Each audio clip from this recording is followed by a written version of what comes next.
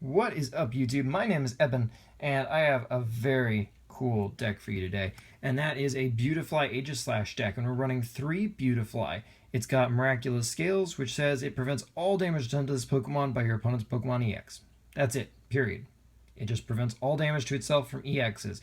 That's kind of amazing. And it also has this nice, very reasonably priced attack that does 80 damage and gives you the option of forcing your active Pokemon to switch out. And it even has free retreat. And its weakness to fire right now is kind of like more or less kind of irrelevant in this metagame. So it's a pretty amazing Pokemon, actually. And of course, because it's grass type, we can power it up with Forest of Giant Plants to get it out on turn 1, which is amazing.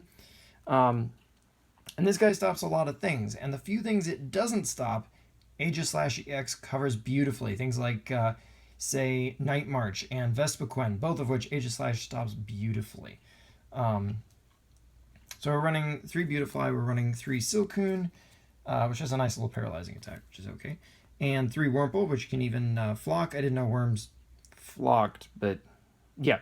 You can go get extra copies of itself if it's stuck in your active slot, and you absolutely have to, so that's kind of cool. And we're running 2 Aegislash EX, which is really kind of all we need, because in some matchups he's really not that useful.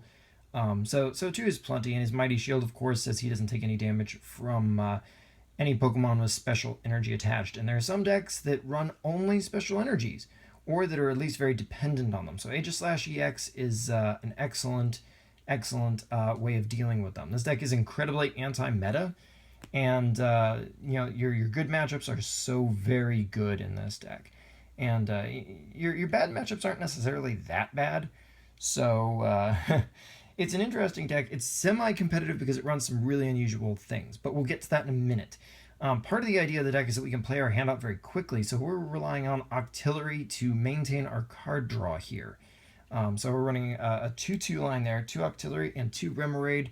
I like this Remoraid over the other one because he has the potential to destroy stadiums, so basically he can pop Dimension Valleys and if you need to, and he can make Night March's life a little harder. I mean, imagine them trying to attach like their 2 basic energies in the deck to a Pumpkaboo, and they have to have the Dimension Valley in order to be able to attack an Aegislash, and then you bring up a Remoraid and blow up one more Dimension Valley. I mean, that's just making their life that much harder. So it's not your ideal play, but it's nice to have as a backup. Our last Pokemon is we are running 1 copy of Stardust Jirachi, just a little more special energy hate. Like I say, this is a very anti-meta deck, and this is a great mon for that. But we do also have the metal energies, so we can use Dream Dance to stall a little bit if we need to, kind of buy us a few turns to set up, which our deck doesn't have a lot of energy acceleration, so that might actually be relevant for us. That's it for the Pokemon. Now, as far as our supporters, we're running a fairly thin line because we don't want Octillery to get a handful of supporters, because that's no fun for the octopus. But we've got 3 Birch's Observations. And whether you get 4 or 7, it's pretty much all good, because either you drew 7, which is good, or you drew 4, so you can play out the cards you have in there as much as you can, and then Octillery can draw you the rest. So this is actually our card drawing supporter of choice. We run a single copy of Professor Sycamore. I know, madness. But wait. It's actually pretty relevant because a lot of our cards we really don't want to discard particularly. We'd rather shuffle them back in, and we're trying to take advantage of Octillery. This is mostly a Versus Seeker target for when we either really need to draw to survive, or if our hand is so low and we really don't need what's in there anyway, it's a good Versus Seeker target in those circumstances. So that's why we're only running 1. We are running 1 Teammates for all the obvious reasons. It's just so good. Our opponent's going to have to work so hard for knockouts in so many matchups, and then to punish it by playing Teammates the next turn is fantastic. We have 1 Lysander for all the obvious reasons. And we are running Cassius. We're running Cassius over AZ to kind of preserve our energies a little bit and whatnot. And we just want to preserve everything. Basically, this isn't a toss-it kind of deck, and AZ is not especially fun for us. So Cassius is kind of our preferred card, and if we play it judiciously with things like our Aegislash, we can prevent well-timed Hex Maniacs from being problematic for us. So it's a pretty cool card. It can get us around status and whatnot sometimes too. So it's well worth running. And we are running 1 Zerosic. It's more energy hate, but because there are a few things that are problematic for us, we want to kind of keep our eye out for them. And one of the things that is a little troublesome for us is Garbodor, which isn't very common, but it does exist. And this way you can pick tools off the Garbodor to kind of keep our abilities online. Now, as far as the rest of our trainers in the deck are concerned, we're obviously running 4 copies of Versus Seeker to keep our utility maximized there. We're running 3 copies of Forest of Giant Plants because really after we set up our first Beautifly, we really don't necessarily need to set the others up as quickly. So in many ways, this is just a counter stadium for us. And here's where the deck may get a little interesting. We're only running 2 copies of Ultra Ball. Mainly because, once again, there's not a lot we actually want to discard other than our handful of extra one-of supporters and whatnot. So this is for deck thinning for Octillery, but we have other ways to thin our hand for Octillery, so we are just running the 2 Ultra Balls. And the Ultra Ball is a nice way to, it's our only ball of the different ones we're running in this deck that actually accesses Aegislash and Beautifly directly. Now, of course, we can draw them other ways, but this is the only direct, well, it's the only direct guaranteed way to get them. So that's why we're doing that. And we're running 2 Level Ball. This can be a great way to access Octillery and the things that evolve into Beautifly and even our Jirachi. We don't necessarily want to run a whole lot of them because it doesn't access our 2 main actual attacking Pokemon, of course, the Beautifly and the Aegislash. So we're just running the 2. Kind of a nice card we can play out of our hands, and it's pretty much always going to be useful. Now here's the part where you might go, what? We are running 4 copies of Pokeball. That's right, we're running 4 copies of Pokeball. A coin toss chance of either being completely horrible or really good for being just an item card.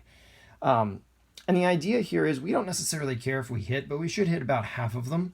So we're just kind of trying to maximize Octillery here. But this can access any Pokemon in the deck, of course, on the heads. And if you get multiples of these, you just fire them down.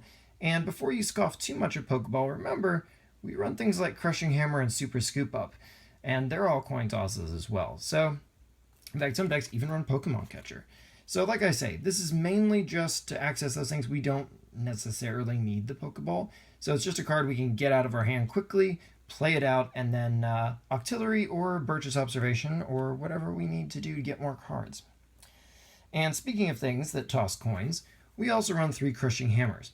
For opponents who run special energies and some basics, this can be a devastating thing to have to deal with, as their basic energies will be their only way of getting around Aegislash. So if we can pick those off, that can be very damaging for them. And that's why we run 4. That, and once again, it's an easy card to play out of our hand and minimize our hand size to make Octillery happy and keep our draw engine going. And for opponents who rely on special energies, obviously, that's going to make their job that much harder. Meaning that even if they have the Hex Maniac, if you just Crushing Hammer their DCE off, they may not have a lot they can do anyway, and they'll be staring at a meaningless Hex Maniac in their hand, which otherwise could be their answer. We're running 3 Muscle Bands. This is because we might not always get the perfect Metal Energy set up on our Aegislash EX, and it also boosts the damage on Beautifly from 80 to 100, which is relevant for a number of reasons. Mainly because it, number 1, turns 3-hit KOs on most EXs into 2-hit KOs, which is nice, and it also one-shots Zoroark, which is pretty important. So that's why we're running it, and that's part of the reason we're running Cassius as well, so that we can send our Muscle Bands back into our deck instead of discarding them. And we do run 1 Super Rod, because we're going to have to discard stuff, and stuff may get knocked out, so this is a great way to recycle it, obviously, and get some of our energies back as well. Now, our energy base, we're running 3 DCEs, because Aegislash can use it, but we prefer not to attach it. This is basically 1 DCE for each Beautifly we run. So that's why we've got the 3. That way a Beautifly can attack after 2 energy attachments. We've got 3 Grass Energies, because we can pretty easily get to these. Because you don't need all 3 at once, you just need 1 of the 3 for your Beautifly. So this is 1 for each Beautifly, and we can definitely Super Rod them back. So in a way, because of Super Rod, we kind of have more than 3. So that's enough. Because we want to maximize our metal energies here, and we're running 7 of those. That way we can definitely power up Aegislash EX and make him happy, and we want him to be 2-hit KOing stuff, preferably.